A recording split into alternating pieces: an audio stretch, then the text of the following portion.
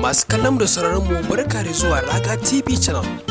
Idan ba ku manta masu kallon da sauraron mu, wannan tasha mai albarka sabuwar tasha ce da take kawo muku labarai kai tsaye daga masana'antar Kannywood da ma abin da ya shafi harkar duniya gabaki daya.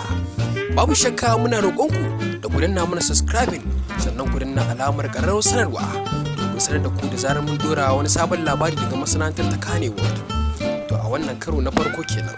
A karo na biyu, fitaccen jarumar masana'antar Kannywood mai suna Rukayya Dawayya muka aiki ta wallafa wani hoto a shafinta na Instagram tare da wasu 'yan mata guda biyu. Haka zalika wannan hoto ya ja hankalin mutane daban-daban da ke faɗin duniya wanda wasu suka dinga cece kuce akan wannan hoto nata duba da ta wallafa wannan hoto tare da wannan 'yan mata.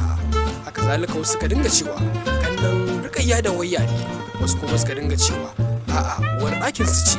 Haka zalika wannan abin da ya cece kuce a shafukan sada zumunta na fitaccen jarumin masana'antar Kannywood Rukayya Dawayya wanda ya jawo cewa a halin yanzu dai ana nan ana fafata muhawara dangane da wayannan 'yan mata, amma hakan ne ya jawo cece kuce mutane dama suka dinga Allah wadare da wannan hoto, wasu kuma suka dinga cewa babu shakka hasada ce ga wanda suke suke wannan jaruma ta masana'antar ta Kannywood.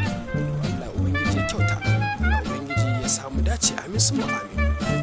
Masu sauraron mu idan ba ku manta na wani subscribing sannan ku danna alamar ƙararrawar sanarwa domin sanar da ku da zarar mun dora wani bidiyo ko kuma wani labari. Mun gode daga tashar Raga TV channel.